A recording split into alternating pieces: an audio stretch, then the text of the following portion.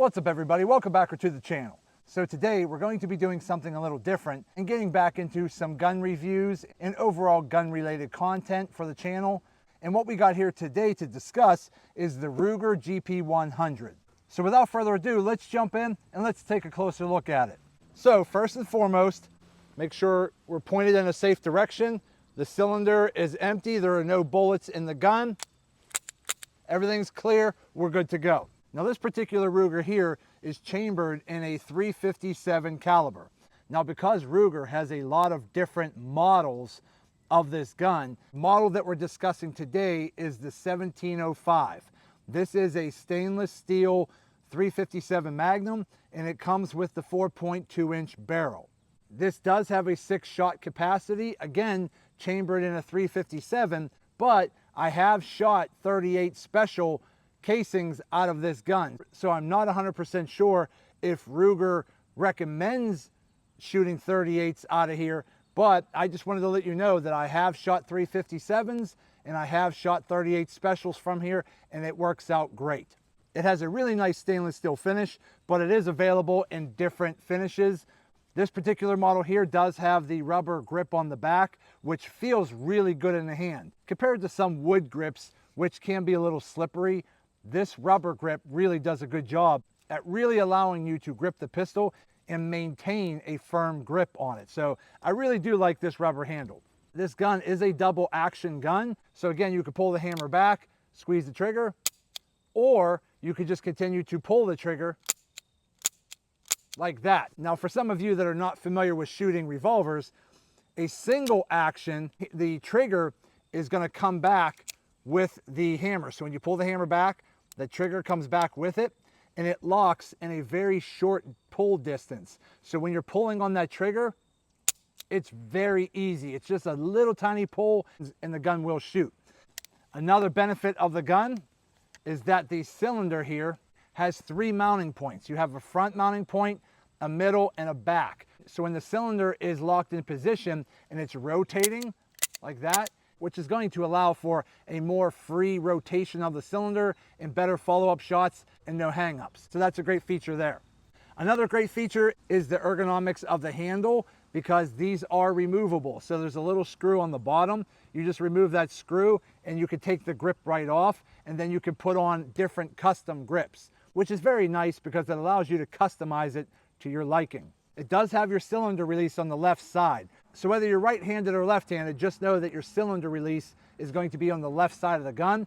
All you have to do is press that in and the cylinder pops out. Now just a quick note, because some of you out there might not be familiar with this pistol, if the hammer is cocked back, you cannot release the cylinder. So you have to make sure the hammer is in its forward position, and then you can hit your cylinder release button by pressing it in, cylinder pops out. Now as far as loading it, very simple. This is a 6-shot pistol and you're just going to basically side your shells in there like that. Make sure they're seated nice and flush, and then you can go ahead and close your cylinder. Very simple. To remove the casings, this push rod here, you're going to push in, which on the back, this mechanism right here is going to eject your casings. So basically once you're done shooting, you push in your push rod, empty your cartridges out, go ahead and reload your new shells in from there.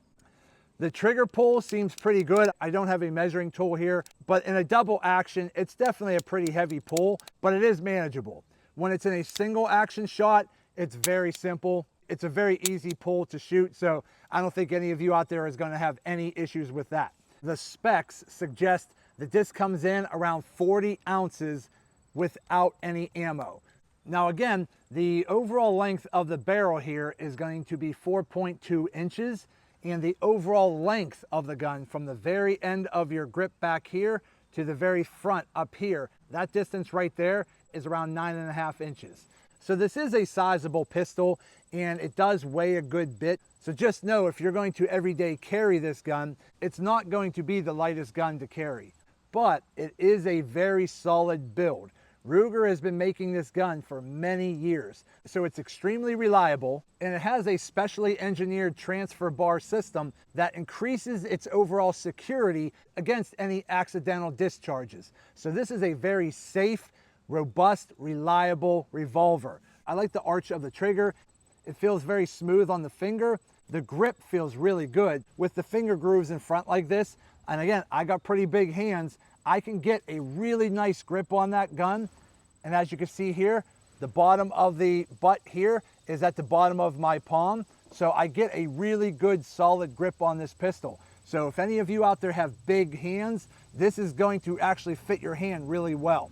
Talking about the sights, the front sight here is a fixed sight, but the rear sight has a few little adjustment screws up here that you can adjust to actually get it sighted in. And they are a pretty nice sight. There is no markings on the front, but the back sight here has a little white outline. It kind of looks like a little white U, and all you have to do is line up the front sight within that U, and it's pretty accurate. So out of the box, this gun was pretty accurate for me. Other than that, it's a very easy gun to take down. Okay, so now I'm just going to show you real quick how to field dress the gun so that you can properly clean it. So again, just to show you, there is no ammo in this gun at all, okay?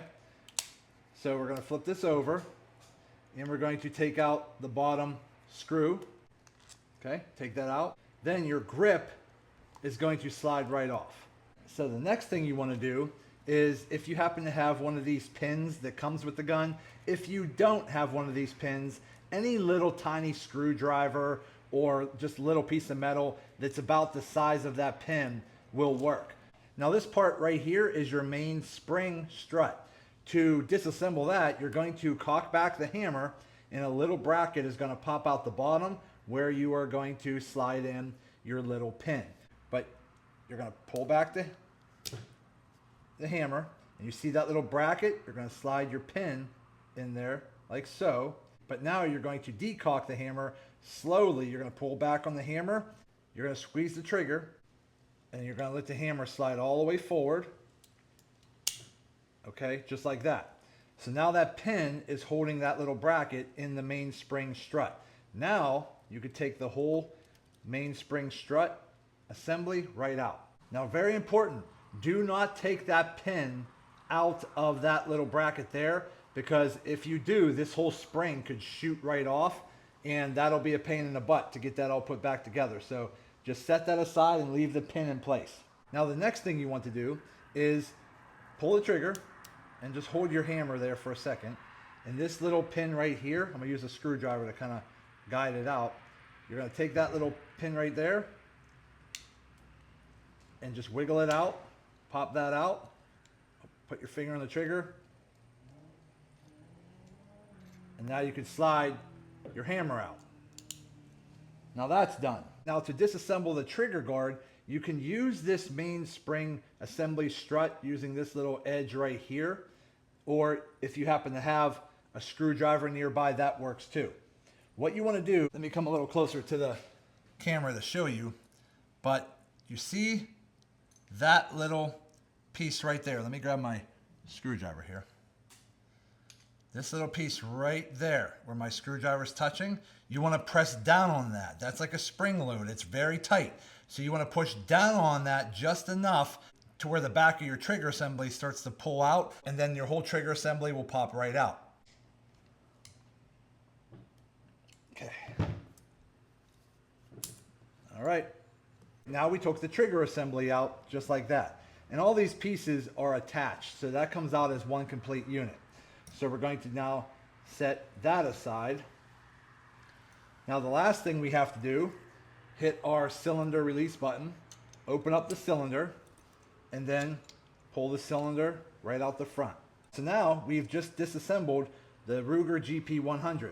Now you can get in here with your brushes and your rags and really scrub this up with some oil. Now we could go ahead and put it back together, which is pretty easy. This tab right here, you're going to slide that cylinder into this slot right here. Just like that. Okay? Now we're going to take our trigger assembly. I'm just going to shut that for now.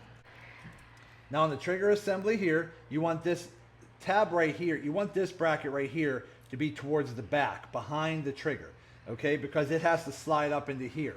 So you want to stick the front tab right here up into the front of the gun under there. So you're going to slide that in there like that to get that into the back. slide your trigger assembly into the front. Double check to make sure your little tab here, right there, is inside where the hammer is. And then you're going to have to use a little muscle, or take your screwdriver and that little spring-loaded tab, push it in while it's sliding it back into position, and then it locks into place. So now we have our cylinder and our trigger assembly reassembled. The next thing we're going to do is put our hammer back in. So you're going to take your hammer, and it's going to have to go down sort of on an angle like this. You don't want to install it back like this where the hammer looks like it's cocked back. You need to get this little spring-loaded groove to get under that little cylinder down in there. To install your hammer, we need to pull the trigger. So we're going to pull the trigger back all the way, slide our hammer in. It'll drop down in place, let go, and now it grabs. So now with the hammer cocked back and the trigger pulled back, we can line up our little hole and put our hammer pin back in, just like that. Now we got to put our mainspring strut back in, which is pretty simple. All you're going to do is, you see these little jagged hooks right here, how the front is a little thicker but the back has these little jaggy points? You want these little points to be towards the back of the gun back here, not to the front towards the trigger. You want it on the back. So you're basically going to slide that in just like that.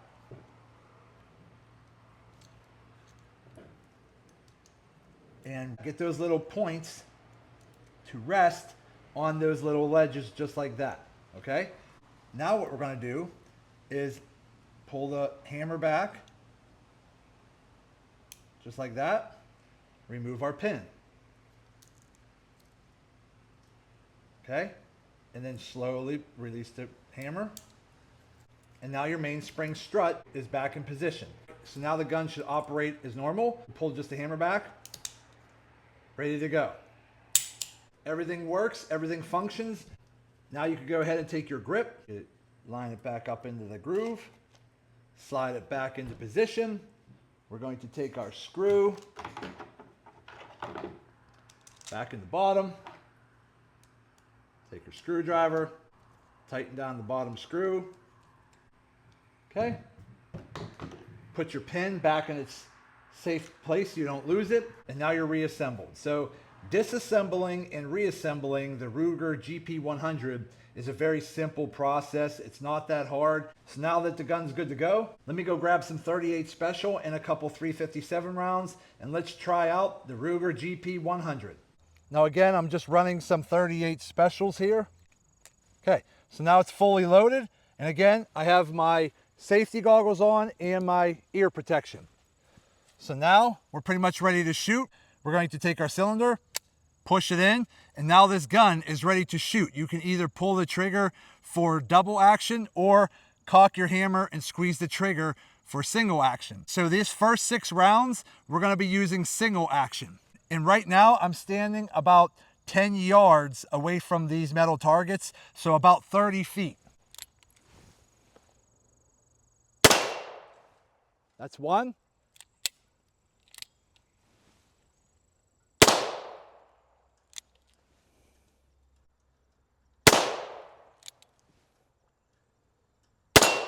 Okay, so I missed a couple shots just because I haven't shot this gun in a while, and it's going to take me a little while to get used to how to line up the sights. And I'm not some professional skilled shooter that never misses. As you can see, I missed a couple shots, but again, that's because I haven't shot this gun for a while. So again, to drop out your casings, push in the little button, and all your casings are going to pop right out. Then, to use your speed loader, okay, just like this. Trying to get behind the camera and make sure you can see what I'm doing. So you have your cylinder open like that. You have your speed loader like that. So you want to make sure your cylinder is wide open. Take your speed loader where the bullets aren't falling out.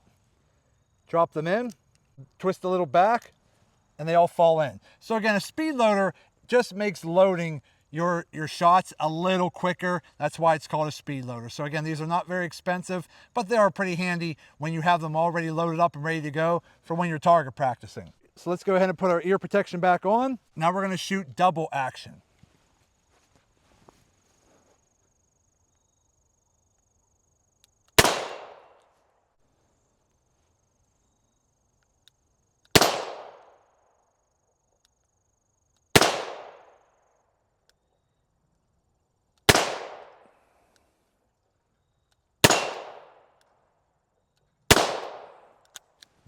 I pretty much got the center target on most of the shots, so not too bad.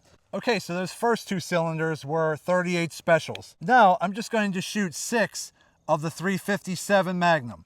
Now just be aware, when you're shooting a 38 special out of this gun, it doesn't have a whole lot of kick. But when you're shooting a 357 Magnum, it's going to have a little bit more kick and be a little bit more louder.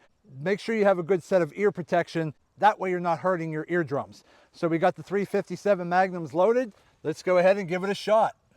I'm going to be aiming at the middle target again. Oof, that's a kick.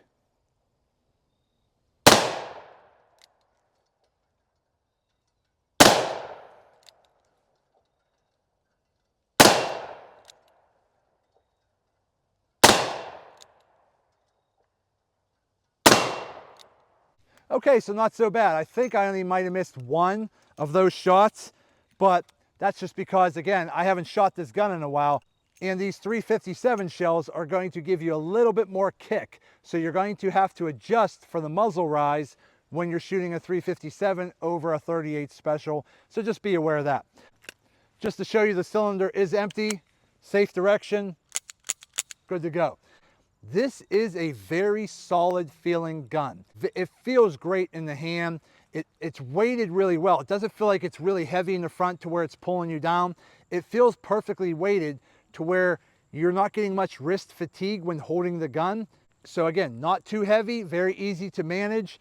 It shoots great, so I'm really happy with how it shoots, which at the end of the day, that's the most important. Does the gun shoot well? And the Ruger GP100 does a great job. So if you're considering buying a revolver and you're thinking about the GP100, I definitely give it a thumbs up and give it a go. It's a fantastic gun and you won't be disappointed. Okay, everybody, so that's going to be it for today's video. I hope this video helps some of you out. Do me a favor and hit that thumbs up button and like this video. If you have any questions or even have any comments about the Ruger GP100, go ahead and put them in the comments section and I'll try to reply as soon as I can. And also do me a favor, subscribe to the channel because it definitely helps me out and I greatly appreciate it.